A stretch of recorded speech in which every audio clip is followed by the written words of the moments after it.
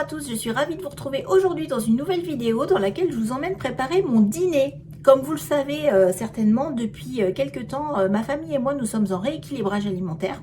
On essaye de mieux manger, on essaye de manger des choses beaucoup plus saines, beaucoup plus simples, beaucoup moins transformées, de manger beaucoup moins de sucre.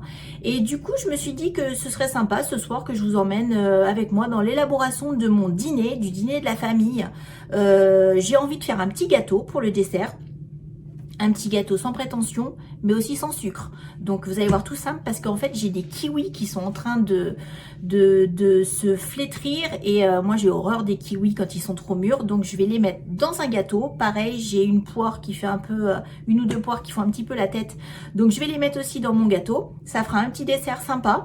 Et pour le plat, je vais me lancer dans un one pot pasta. Je n'ai jamais fait ça de ma vie, mais ça fait plusieurs fois que je vois passer des recettes sur YouTube. Et en fait c'est hyper simple, c'est hyper rapide et ça a l'air hyper bon. Donc j'ai regardé un petit peu ce que j'avais dans mon frigo. Je vais faire un petit truc avec ce que j'ai et je pense que ça devrait donner quelque chose de plutôt sympa. En tout cas, si je le réussis comme les recettes que j'ai vues en vidéo, ça devrait être plutôt bien, où il y aura dedans tout ce qu'il faut, c'est-à-dire des glucides, des lipides, des protéines, un petit peu de graisse également, et comme ça avec le gâteau en dessert on aura quelque chose de vraiment équilibré, on retrouvera tous les groupes alimentaires et normalement si tout se passe bien, on devrait se régaler. Donc là, présentement, il est 4h30, à peine 4h30. Je vais me lancer dans le gâteau. Je vais le faire maintenant pour qu'il soit froid pour ce soir, bien entendu, parce que sinon chaud, ça, enfin moi j'aime pas manger les gâteaux chauds ou tièdes, j'aime bien quand ils sont froids.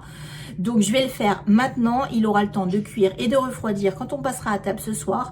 Et par contre, le one pot, je le préparerai une petite demi-heure avant de passer à table. Ça, c'est vraiment de la dernière minute. Donc allez, on s'y met, on se fait le gâteau. Je vous montre tout de suite ce qu'il faut. Vous allez voir, c'est hyper simple, c'est hyper rapide. Tout d'abord, on préchauffe le four à 180 degrés.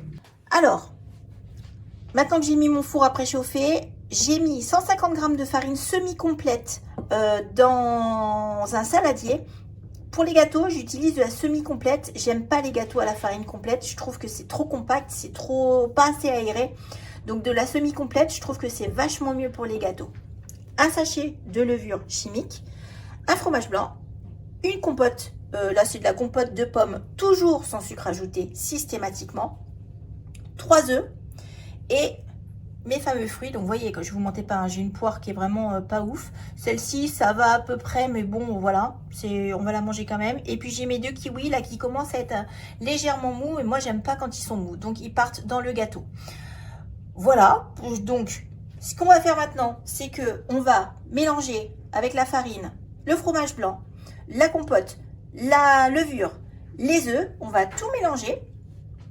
On va couper les fruits en petits cubes et puis ensuite on va tout mélanger aussi. Franchement, on ne peut pas faire plus simple. Il y en a pour 5 minutes à faire ce gâteau. Juste, on mélange tout en fait. Alors, j'ai tout mélangé mes ingrédients. Voilà, ça me met une belle pâte comme ça. J'ai mes petites épluchures ici parce que j'ai coupé tous mes fruits en morceaux. Alors j'avais vraiment effectivement une poire qui faisait vraiment la tête. Donc il était plus que temps de la manger. Donc là, tout simplement, je mets mes fruits dans ma préparation. Je mélange tout. Je mélange bien pour qu'il y en ait partout. Ça devrait être pas mal. Avec les kiwis, ça va apporter une petite acidité. Ça devrait être sympa comme goût. Hop, voilà. Et ensuite, je vais tout mettre dans un moule. Alors moi, j'utilise ce moule en silicone que j'ai depuis des années et des années et des années. Je vais tout mettre dedans. Ce qui est bien avec ce moule, c'est que du coup, il n'y a rien qui accroche dedans, quoi. Il n'y a pas besoin de mettre de matière grasse ou quoi. Rien n'accroche. Et ça, c'est top. Ça se démoule hyper bien, hyper facilement. Ça fait facilement 4-5 ans que je l'ai. Et j'en suis très contente. Vraiment, c'est bien. Même si la plupart du temps, j'utilise des moules en céramique, c'est vrai que pour ce genre de petit gâteau, j'aime bien utiliser ce moule-là. Je vous raconte ma vie. Voilà, alors me demandez pas où est-ce que je l'ai acheté, je ne m'en rappelle absolument plus. Voilà, hop, je mets bien partout Et là, maintenant, je vais l'enfourner. Alors, ça dépend de votre four, toujours pareil, hein, ça dépend du four. Mais là, moi, je pense que je vais l'enfourner, grosso modo, 35-40 minutes à 180 degrés. Après, toujours à surveiller, quoi, hein, parce que ça dépend des fours, ça dépend de plein de choses. Là, je pense, à partir de 35 minutes, je vais commencer à surveiller la cuisson. Vous savez, en plantant un couteau dedans et en regardant comment il est au-dessus. Je pense que 35-40 minutes seront largement suffisants. Bon, mon gâteau est au four. Je vais faire ma petite vaisselle en attendant que ça cuise. Et puis nous, on se retrouve ce soir pour la préparation du one pot. Et également, je vous montrerai le résultat du gâteau. J'espère que ça va faire un truc vraiment bien sympa. On se retrouve ce soir. Et on se retrouve beaucoup plus tard. Il est 8h moins 10. La pendule est à l'envers. Il est 8h moins 10. J'ai allumé la lumière parce que franchement, il y a une luminosité dégueulasse. Parce qu'il fait un temps dégueulasse. Donc, j'ai allumé la lumière. Je vous montre mon gâteau. Est-ce que vous allez le voir? Il est là. Il a cuit 35 minutes. J'aurais dû le mettre un petit peu plus bas dans mon four parce qu'il est quand même bien doré. Mais en vrai, il est super beau. Il est super beau. Il a bien gonflé. Il a bien monté. Donc, pour rappel, il n'y a pas de sucre dedans. Il n'y a vraiment que le sucre des fruits. Donc, petit dessert pour ce soir. Ça va être bien cool. Je pense que je vais manger ça avec mon traditionnel fromage blanc. Ce sera très bien. Là, je vais préparer mon one pot pasta. Donc, comme je vous l'ai dit, une première pour moi. Je n'ai jamais fait ça de ma vie. Donc, on va tenter. A priori, c'est rapide à faire. C'est simple. Donc, je vous montre ce que j'ai sorti de mon frigo pour mettre dedans. Et puis, on va s'atteler à tout ça. Hein. Alors, ce que je vais mettre dans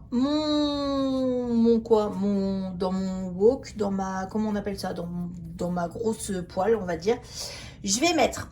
Là, j'ai 450 grammes de poulet. J'ai du chorizo. Je ne saurais pas vous dire combien. Voilà, un morceau comme ça de chorizo doux. Parce que sinon, j'ai peur que ça... Hein, voilà.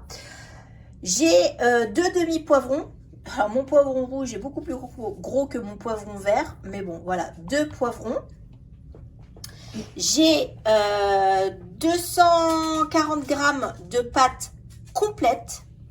Des tomates cerises, il y en a 250 grammes. Je vais rajouter du maïs, de l'ail. Ça, ce sont des épices mexicaines que je vais mettre. Et puis après, sel, poivre classique. Et puis de l'eau. Alors l'eau, je ne sais pas trop combien je vais en mettre. Je vais faire à vue. Je viens de tout découper en morceaux, en cubes. Donc ça fait quand même pas mal de légumes. Je suis quand même contente. Voilà, pas mal de viande. Franchement, c'est bien. Donc du coup, je vais mettre mon poulet à revenir dans ma sauteuse avec l'huile d'olive. Et je pense que je vais commencer à assaisonner. Alors, je mets le poulet, mais je ne mets pas le chorizo. Hein. Donc,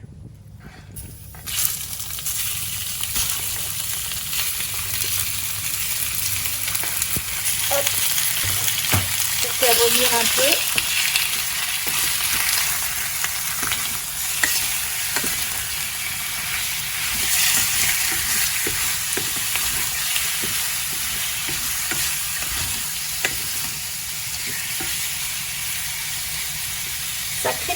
Ça crépite.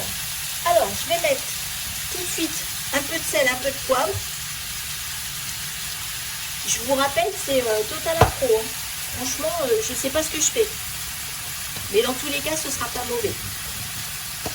Bon, mes épices mexicaines, en vrai, il me reste que ça. Donc, allez, on va dire l'équivalent d'une cuillère et demie à café.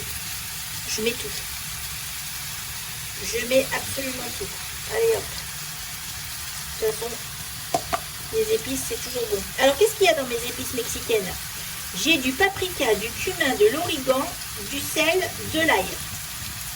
Voilà ce qu'il y a dans les épices mexicaines. Il faudra que je pense à en racheter parce que franchement, c'est très bon. Hop, allez, j'enrobe bien mon poulet avec ça. Ce que je vais faire, c'est que je vais rajouter de l'ail, parce que l'ail, c'est la vie. Allez hop, de l'ail, on n'hésite pas. Moi, je cuisine beaucoup au pif. En vrai, je cuisine vraiment beaucoup au pif.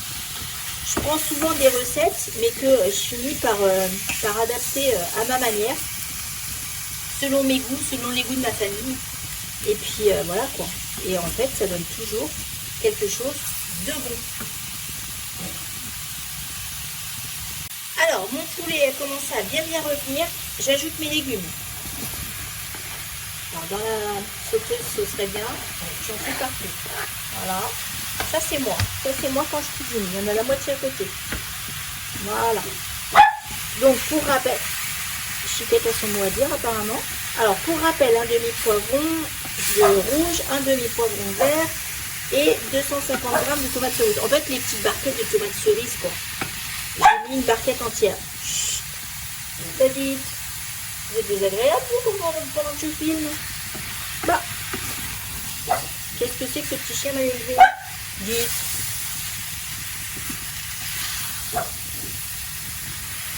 Voilà. Je vais rajouter ma petite boîte de maïs. Parce qu'en fait, j'ai pensé au maïs quand je me suis dit que j'allais mettre les épices mexicaines. Je me suis dit, tiens, épices mexicaines, bah maïs. Je sais pas pourquoi, je me suis dit que ça allait ensemble. Voilà. Ça fait quand même pas mal de légumes, hein. C'est cool, hein. Franchement, c'est cool. Hop. Et ma sauteuse, elle va être trop petite une fois que je vais avoir mis les pâtes. Ça va être trop petit.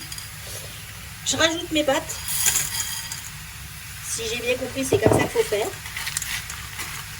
Je vais rajouter... Ah bah oui, j'ai oublié mon chorizo. Donc je pense qu'avec le chorizo, ça va donner un peu de goût. Ça va être cool. Et là, maintenant, je vais rajouter de l'eau. Pareil, l'eau, franchement, au pif. Hein. Je pense que je vais tout recouvrir. Je vais recouvrir et puis après, ben, je vais laisser ça... je vais laisser les pâtes gonfler dans l'eau. Mais j'en ai pas pris assez. Voilà, je vais couvrir d'eau. Après, je vais couvrir avec un couvercle. Et je vais laisser ça, je pense, je vais laisser ça mijoter pendant 10 minutes. Ouais, dans 10 minutes, je vais revenir voir comment c'est. D'abord, je couvre d'eau, je couvre avec mon couvercle et dans 10 minutes, on revient voir ce que ça donne. On arrive en fin de cuisson, ça fait 25 minutes à peu près que c'est en train de cuire. Et là, bah, j'ai quasiment plus de liquide. Donc, je pense qu'on va être bon. Les pâtes sont cuites, je viens d'en goûter une. Donc là, bah, on est pas mal en fait. Donc effectivement, c'est hyper rapide. On met tout dans la sauteuse. Et après, bah, il n'y a plus qu'à laisser cuire. Et puis nous, on va faire autre chose. Donc franchement, c'est super bien. C'est super bien. Et je suis très contente d'avoir découvert cette recette. Bon, et bien du coup, j'ai plus qu'à dresser mon assiette. Et voilà mon assiette. Donc, eh bien, on voit bien tout. On voit le poulet, on voit les petits morceaux de chorizo, le poivron, les tomates, les pâtes, bien sûr. Franchement, ça sent super bon, mais vraiment très très bon. Une chouette découverte. Franchement, une chouette découverte. C'est rapide à faire. Après, on fait cuire et puis on va à nos occupations. Franchement, c'est génial. Je pense que je vais me rajouter quelques carottes râpées avec, histoire d'avoir encore plus de légumes. Et puis mon petit gâteau en dessert. Et je pense qu'on sera bien. Et voilà, je voulais vous montrer qu'en rééquilibrage alimentaire, on peut manger des choses super sympas, des choses rapides à faire et pourtant hyper équilibrées, avec beaucoup de goût. On peut également manger des gâteaux, comme je viens de vous le montrer. Il y a 0 sucre et pourtant avec le sucre des fruits, franchement, c'est super bon. Donc, j'espère que ce petit partage de recettes vous aura plu, vous aura peut-être inspiré. Dites-moi si vous refaites la recette, si vous l'arrangez, si vous la faites à votre manière, si vous l'agrémentez différemment. Ça m'intéresse de savoir comment vous faites. Et est-ce que vous faites des one pot pasta pour le coup, parce que moi ce sera la première fois et je pense qu'il y en aura d'autres qui suivront. Donc n'hésitez pas à me dire dans les commentaires ce que vous en avez pensé et que vous faites de votre côté et si également vous faites des gâteaux sans sucre. Si vous avez des recettes à partager, n'hésitez pas et nous on se retrouve très bientôt dans une prochaine vidéo. Bye!